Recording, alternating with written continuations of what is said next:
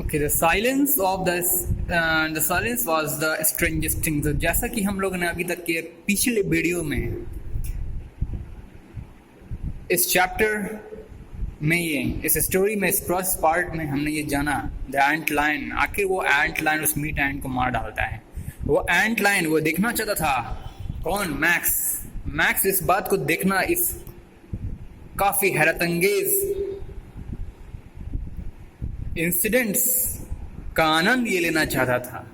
ये देखना चाहता था कि there will be a very great sports is going to be take place between the ant lion and the meat ant. वो दोनों सेम साइज के एंट्स को आपस में भिड़ते हुए देखना इसे बहुत ही आनंदित लगने वाला था, या फिर इसे कल्पनातीत सुख उसका मिलने वाला था। मैक्स को ऐसा लगता था कि उसे काफ़ी मज़ा आएगा, बहुत बढ़िया स्पोर्ट्स होते देख उसे काफ़ी आनंद आएगा। एक बढ़िया स्पोर्ट्स जो कि एक एंट लायन और इसके द्वारा भेजे गए मीट एंट के बीच में होने वाला था। तो हुआ कि आखिरकार मीट एंट तो काफ़ी संघर्ष किया। आपने अभी तक ने पढ़ा कि उस मीट एंट ने वो मीट एंट समझ चुका था कि उसके जान को खतरा है और उसे किसी के द्वारा उसके ट्विक को पकड़कर ढकेला जा रहा है, नीचे गड्ढे की ओर फेंकने की कोशिश की जा रही है ताकि नीचे बैठा एक बड़ा एंट लायन उसे मार दे, उसे मार करके अपना भोजन बना ले। तो ऐसा मीट एंट को तो पता चल चुका था, इसलिए अपने जान को बचाने के लिए वो काफी प्रयत्नशील रहा। कौन? मीट एंट। और काफी हद तक उसने संघर्ष किया, लेकिन एट लास्ट आपने पढ़ा यहाँ पर पिछले बार, द एंट ग्रू वीकर। वो मीट एंट कमजोर पड़ गया, स्लोअर, उसकी चाल ढीली हो गई और उसकी संघर्ष निरंतरता उसके संघर्ष में से निरंतरता समाप्त हो गई। वो जो लगातार संघर्ष कर रहा था वो अब खत्म हो गया। His struggles more spasmodic। उसके जो संघर्ष थे वो क्या हो गए? स्पैस्मोडिक हो गए। स्पैस्मोडिक का मतलब होता है नो रेगुलर और नो कंटिन्यूटी। स्पैस्मोडिक मतलब होता है निरंतरता रहित, लगातार रहित, बिना निरंतर रहे। जो चीज निरंतर नहीं होती है, जो चीज लगातार नहीं होती है, अर्थात रुक रुक करके जो होती है, ठहर करके, समय लेके, एक गैप वाइज जो काम गैप वाइज होती है, रुक कर होते हैं, उसे स्पैस्मोडिक वर्क कहते हैं। तो कमजोर हो जाने के बाद चालें ढीली हो गई, उसकी चालने, इसकी रेंगने की स्पीड, चलने की स्पीड सब ढीली पड़ गई और उसके संघर्ष का पावर भी क्या हो गया? इरेग्युलर हो गया। ठीक है, मतलब अनकंटिन्यूअस। ठीक है, उसके संघर्ष भी, कहने का मतलब, कम हो गया। वो संघर्ष भी अब अपने लाइफ के लिए, अपनी जिंदगी को बचाने के लिए उसकी जो संघर्ष था, उसकी जो संघर्ष थी वो भी अब क्या हो गई? कम पड़ने लग गई, कम हो गई, इरेग्युलर हो गई। अब वो लगातार फाइट नहीं कर सकता था मीट एंट अपने आप को बचाने के लिए। इसी मौके का फायदा उठा करके, जैसा कि आप लोगों ने पिछले बार पढ़ा कि एंट लाइन इसी मौके का फायदा उठा करके अपना पैर बाहर निकालता है और उस एंट को अपने घेरे में कर लेता है, कब्जे में कर लेता है। कहाँ? पिट के अंदर, जहाँ जिस गड्ढे को उसने खोद रखा था उसी के अंदर ढकेल खींच ले आता है और मार देता है, खत्म कर देता है। फिर आगे यहाँ जब आज हम लोग पढ़ने जा रहे हैं, उसके आगे क्या होता है? The silence was the strangest thing, Morbena said. Morbena सोची, मोरबेना की silence was the strangest thing. चुपकी काफी बढ़िया चीज, एक चुपकी यानी कि शांति काफी बढ़िया चीज था। मोरबेना ने ऐसा विचार किया। Round them the afternoon continued. उनके इर्द गिर्द अब दोपहर होने वाली थी। एवेक टेल, और दोपहर के समय एवेक टेल, देखिए एवेक टेल एक पंक्षी का नाम है, एक गीत गुनगुनाने वाली पक्षी का नाम है, जो कि यूरेशिया और अफ्रीका में पाई जाती है। An Eurasian and African song bird with long tail. बड़ी पूंछ वाली, लंबी पूंछ वाली यूरेशिया और अफ्रीका में पाए जाने वाली एक गीत गुनगुनाने वाली पक्षी का नाम है वेक टेल। वेक टेल क्या करती है? हुप्ट करती है, हुप्ड का मतलब होता है कुदकना या फिर फुदकना, एक पैर के बल पर कुदकते रहना, फुदकते रहना। तो वो पंक्षी जो थी, गीत गाने वाली, गीत गुनगुनाने वाली पक्षी, हुप्ड ऑन द फेंस, फेंस को कहते हैं बैरिकेड, जो खावा होता है ना, खावा, जैसे कि पुलिस लोग बैरिकेड लगा देते हैं कि इतने बैरिकेड से, जैसे कि नदी के तट पर जनरली, नदी के तट पर आपने देखा होगा बैरिकेड्स, बांसों की पट्टियां लगी रहती हैं। जनरली आप किसी भी जाओगे, आप गंगा नदी के तट पर आप जाओगे, किसी ओकेजनली, मतलब ओकेजन पर, जैसे कि छठ पूजा के समय आप गंगा नदी के तट पर आप जाते हैं, तो आप देखते हैं कि एक दायरा, एक सीमा तैयार किया जाता है प्रशासन के द्वारा बैरिकेड्स के माध्यम से। बैरिकेड्स बांसों का एक फट्टा होता है, उसे लगा करके एक सीमा तैयार करता है कि इस सीमा के अंतर्गत ही आप लोगों को अपना रिचुअल्स जो भी है, रिचुअल्स कर लेने हैं, धार्मिक कर्मकांड जो भी आपके हैं, पूजा पाठ कर लेने हैं, इस सीमा के दायरे के अंतर्गत वो बैरिकेड्स बताता है। तो ऐसा ही एक कोई बैरिकेड्स था, फेंस उसे कहते हैं। फेंस के पास वो कुदक रहा था, फुदक रहा था, कौन? वैगटेल, लॉन्ग, बड़ी पूंछ वाली गीत गाने वाली पंछी, लंबी पूंछ वाली गीत गुनगुनाने वाली पक्षी बैरिकेड के पास फुदक रही थी, कुदक रही थी। और इसी दोपहर के समय अदर एंड्स रैन प्लेसिडली, और अब दूसरी छोटी छोटी चूटियां, अब दूसरी चूटियां बिल्कुल शांतिपूर्ण तरीके से दौड़े आई और अपने काम पर लग गई। कहाँ? उसी की तरफ। Other ants ran placidly about their business, अपने अपने कामों की ओर धीरे धीरे करके पहुंच गई। अन्य चींटियां अपने अपने कामों की ओर, अपने अपने बिजनेस, अपने अपने काम, क्रियाकलाप जो भी वो काम करती हैं। जो चींटियां क्या करती हैं? चींटियों का क्या काम होता है? Wandering to here and there, in searching for food, in searching for anything, जैसा कि उसका एंटीना, उसका टिप जैसा कि उन्हें इंडिकेट करता है, इधर उधर अपना भटकते रहती हैं।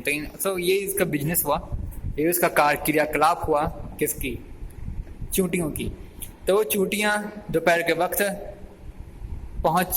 निकल पड़ती हैं अपने अपने कामों की ओर। द क्रीक, अब देखो क्रीक क्या होता है?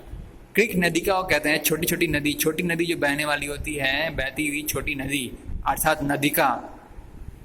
तो the creek below made it's, और इसी के नीचे एक बहती हुई नदी का थी, made it's endless liquid noise over the rocks, चट्टानों के ऊपर से कभी न खत्म होने वाली, अर्थात अंतहीन शोर चट्टानों से गुजरते हुए वो प्रोड्यूस करती। The creek below made it's endless liquid noise over the rocks.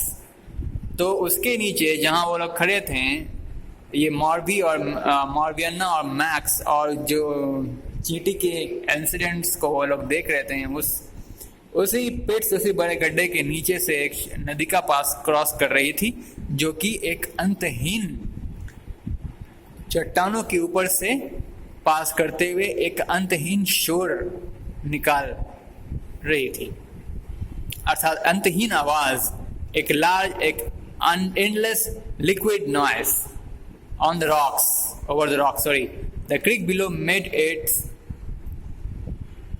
endless liquid noise over the rocks। तो अब क्या समझे आपने? क्रिक क्या कर रही थी?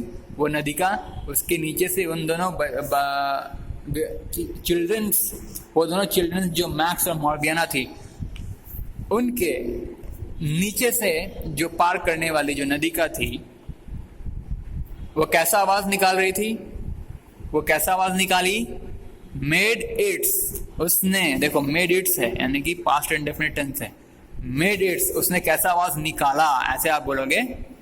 उसने अंतहीन, अर्थात एंडलेस, मतलब जो कभी ना खत्म होने वाली आवाज, अंतहीन आवाज, चट्टानों के ऊपर से गुजरते हुए अंतहीन आवाज उसने निकाला। But to the two children all had shrunk to the dimension of the pit। उस गड्ढे के जितनी भी रूपरेखा थी, उस गड्ढे का जितना साइज था, उसके डायमेंशंस के इर्द गिर्द दोनों बच्चे श्रंक कर गए। But the two children all had shrunk to the dimension of the pit। उन दो चिल्ड्रन के लिए, उन दोनों बच्चों के लिए ये सभी चीजें उसी पिट के डायमेंशन में सिमट कर रह गए। कौन कौन सी चीजें? मतलब ये आवाजें, उनका ये निकलना, क्रिक का ये आवाज, endless noise and other ends, वो दूसरी अन्य चूटियां और क्रिक के द्वारा निकाली गई ये आवाजें या फिर क्रिक्स, ये सब कुछ एक पिट के डायमेंशन में, अर्थात लेंथ ब्रीथ हाइट ब्रीथ जिसे कहते हैं, लेंथ ब्रीथ हाइट डायमेंशन कैसे क्या कहते हैं? लंबाई चौड़ाई ऊंचाई, पिट की लंबाई और चौड़ाई और ऊंचाई के इर्द गिर्द सिमट कर रह गई। And the creatures in it, also the creatures in it, जो किस क्रिएचर से बात हो रही है? वही छोटी छोटी वही दूसरी अन्य चूटियां जो कि वेगटेल के संगीत सुनने के बाद दोपहर के समय अपने काम काज की ओर चले आ रही थी, वे सब को सब उसी पिट के डायमेंशन में, उसी पिट के लंबाई चौड़ाई और ऊंचाई में सिमट गईं। Engaged in their soundless struggle, और बिना आवाज प्रोड्यूस किए हुए, बिना शोर शराबा किए हुए अपने संघर्ष में भी जुट गईं। Engaged in this soundless struggle, और उनका संघर्ष क्या है? बस अब जानो, सीधे सैंडी स्लोप के ऊपर चढ़ो, फिर गिरो, फिर चढ़ो, फिर गिरो, लेकिन वो हार नहीं मानती है। चींटियां से आपको एक सीख मिलता है हम सबको कि ऊपर चढ़ाई कर दिए, ऊपर चढ़ाई कीजिए, लेकिन फिर जब नीचे लुढ़क के आ जाइएगा तो फिर घबराइए मत, आप लगातार कोशिश करते चलिए। ये चीज हमें, ये सीख हमें चींटियों से मिलती है। तो इसी साउंडलेस स्ट्रगल में, बिना साउंड प्रोड्यूस किए हुए वे अपने इस स्ट्रगल में कंटिन्यू रहते हैं चींटियां, बिना, अर्थात इससे आप हम ये सीख ले सकते हो कि बिना रोए धोए नखरे किए हुए, कि कोई बहानाबाजी किए हुए आप भी सदा निरंतर बहते चलो, अपने कार्यकलाप में, अपने प्रयासों में सदा संघर्ष करते चलो, बिना रोते बिलखते चीखते चिल्लाते। ये चीज, ये सीख हमें मिलती है चींटियों से। तो इंगेज, तो वो चींटियां क्या करती? इंगेज हो गई, व्यस्त हो गई अपने साउंडलेस स्ट्रगल में, मतलब पीसफुल स्ट्रगल कह सकते हो आप, शांतपूर्ण संघर्ष में इंगेज हो गई। नाउ अब क्या करती है? Plunged and Rudyard. प्लंग्ड मतलब होता है गोता लगाना। अब उस पिट में, उसी गड्ढे में प्लंग्ड करती हैं और गोता लगाती हैं, उसके अंदर और घुसती हैं वो सभी छोटी छोटी चींटियां। Plunged and Rudyard. इनॉर्मस मतलब बहुत ह्यूज अमाउंट में, बहुत गहराई में, अर्थात बहुत गहरे डेप्थ में वो गोता लगाते जाती हैं, लगाकर बहुत गहरे बहुत गहरे बालू के उस ढेल में, उस ढेर की और गहराई तले वे चले जाती हैं, चलते जाती हैं, लगातार बढ़ते जाती हैं। The golden air should have been full of their shrieks and groaning. अब यहाँ पे कह रहे हैं, जुडिथ राइट कह रही हैं कि गोल्डन एयर, वो सुनहरा हवा जरूर अपने श्रिक्स और ग्रॉनिंग्स से भरी पड़ी होगी। मतलब एयर उस वक्त सुनहरी हवा, श्रिक्स का मतलब क्या होता है? चिल्लाना, पुकारना। ग्रोनिंग मतलब होता है कर्राना। तो full of their shrieks and ग्रोनिंग्स कहने का मतलब सुनहरी हवा अपने पूरे चिंखार या पुकार या फिर दर्द से कर्राना, दर्द से कराती हुई और किसी को पुकारती हुई जरूर प्रतीत, अवश्य उस वक्त प्रतीत हुई होगी। मतलब प्रतीत जरूर हुई होगी, यह प्रोबेबिलिटी, संभावना को बतलाने का काम कर रही है ये जुडिथ राइट कवियत्री। Judith Wright actually female poet, so मैंने इसे कवियत्री कहा। तो ये कवियत्री जुडिथ राइट कह रही हैं कि उस समय, उस दोपहर के समय जरूर सुनहरी हवा अपने पूरे चिंखार और पूरे चिल्लाहट और चिंखार और कर्राहते हुए, पीड़ा से शब्द कहते हुए जरूर प्रतीत हुई होगी उस वक्त। नाउ द एंड फैल, और इसी